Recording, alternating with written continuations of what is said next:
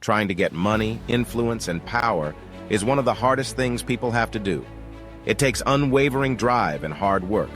If you want to get rich, have power, or be in charge, you have to find your way through a complicated maze of problems, failures, and fierce competition. People and societies have struggled with the complicated nature of this quest throughout history. They have come to realize that the path to achieving these goals is full of sacrifices, ethical dilemmas, and a constant balancing act. This complicated journey shows how complicated human desire can be, from the complicated plans needed to get rich to the complicated web of connections needed to have power and the many challenges of staying in power. In today's video, we'll talk about the families that have so much money and power that they've pretty much won the economic game and shaped society a little bit to suit their own needs. Some of the most important families in the world are listed here.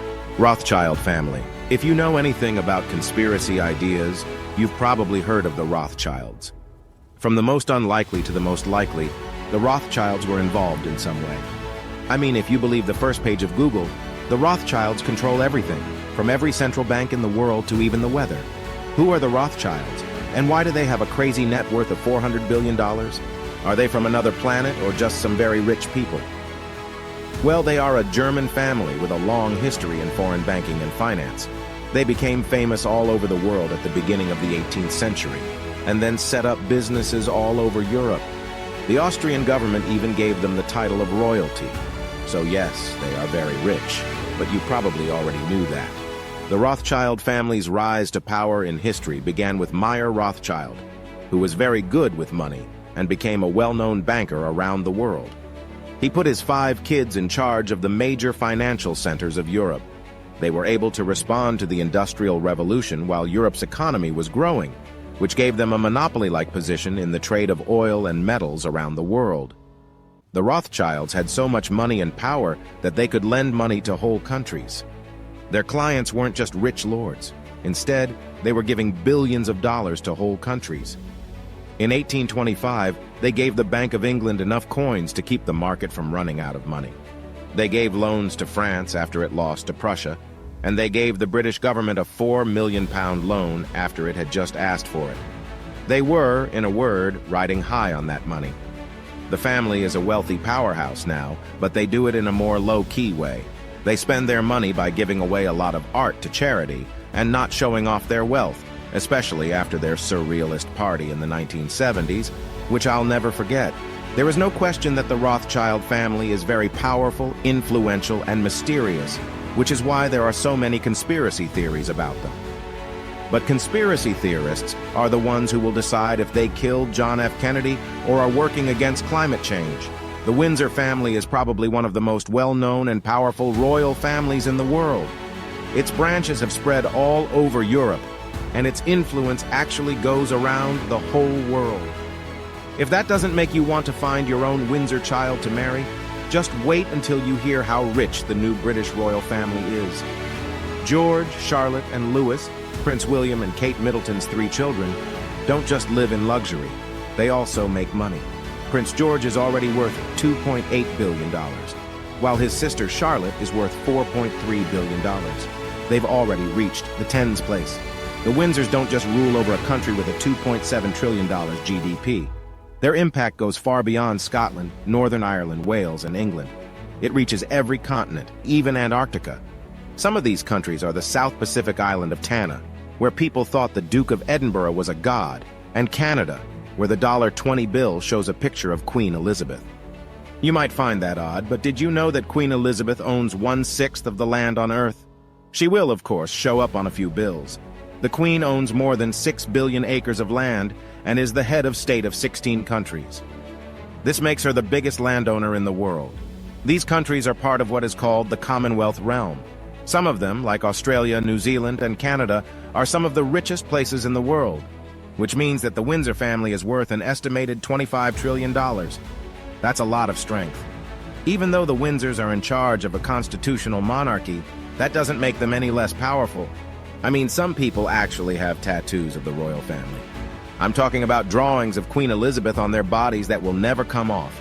You can only dream you were as well known as them. And what good is fame if you don't have a lot of money to back it up? They can, for sure. They own several very expensive castles, mansions, and farms. Most of them didn't even need to be bought. The British royal family also has a collection of art called the Royal Collection. It is one of the biggest art collections in the world, with more than 7,000 paintings, 40,000 watercolors and drawings, and about 150,000 old master prints. They have pictures and paintings from the past, as well as the crown jewels, which are worth $4 billion. This collection has just about every kind of art you could think of. Kensington Palace, which is worth about $630 million, and Buckingham Palace, which is worth about $4.9 billion, are two of the Windsor's luxury royal holdings. They just live in one of the most expensive and well-known buildings in the world. What do you get when you mix oil money, time, and a good amount of wealth passed down from generation to generation? Well, you get the Koch family, which is a long line of oil billionaires who have had a big impact on both the economy and politics of the United States. The Koch family, who are now worth $100 billion, began their rise to power with a company whose name was hard to say. It used to be called the Wood River Oil and Refining Company.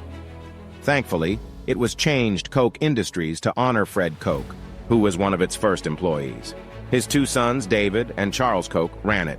They were called the Koch brothers, which led to millions and millions of jokes about Coca-Cola. That was until 2018, when David died at age 79. Now, to give you an idea of why the Koch family is on this list, you should know that Koch Industries is the second largest privately owned company in the U.S. and the sixth largest in the world, making $115 billion a year. Oh, but Koch Industries is not only wealthy, it also has a lot of employees. They have bought so many companies and set up so many branches that they can now do just about everything. I'm not even making this up. These purchases were also very smart moves.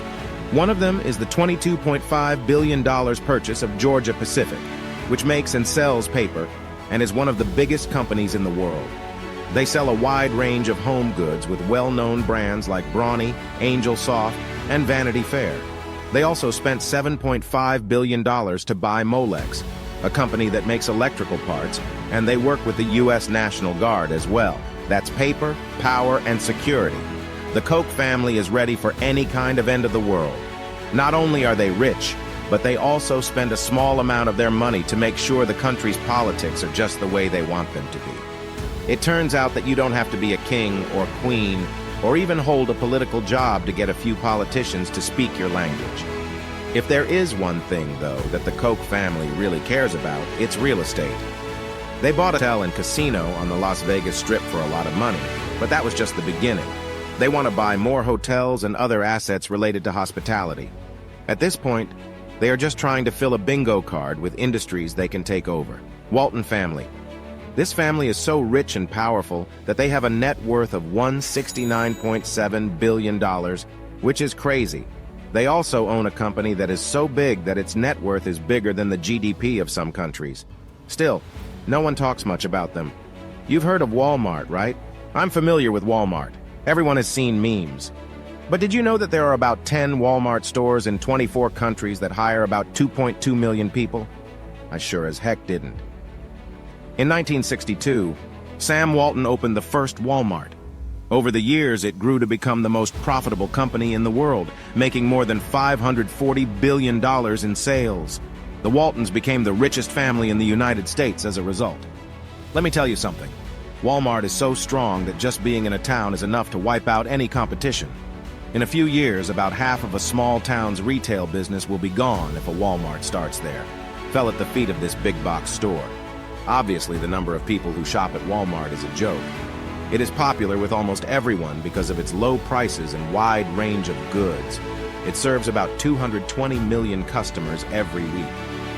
But the Waltons have done more than one thing that worked out well. You don't make more than $100 billion if you only know how to do one thing. Sam's Club was one of these businesses. It was a group of warehouse clubs that sold groceries and other things. It ran 600 warehouses and made as much as $57 billion in income. Even the charities they run are a sign. The Walton Family Foundation has been able to help the earth and spend $1 billion on education. The Waltons have used their huge amount of money to get involved in politics. The Waltons don't all have the same political views, though. Different owners to the Walmart throne have given a lot of money to different sides of politics, trying as hard as a really boring season of The West Wing to change policies. Morgan family. This family became known around the world in the late 1800s, when perhaps the most famous Morgan, John Pierpont Morgan, rose to power. He was born to be a banker, like that guy in all the films about early industrialization in the United States. J.P. Morgan would go into the banking business like his father did and become one of the most well-known bankers in the world. In the end, J.P. Morgan and Company, one of the most powerful banking firms in the United States, made it famous. But J.P. Morgan didn't build the first company worth $1 billion just by doing banking. At the end of the 1890s, he began to work in the steel business. He made a deal with Carnegie Steel's head and bought the company for $480 million, which at the time was more than the entire budget of the U.S. government. You have to spend money to make money, and he sure did make a lot of it.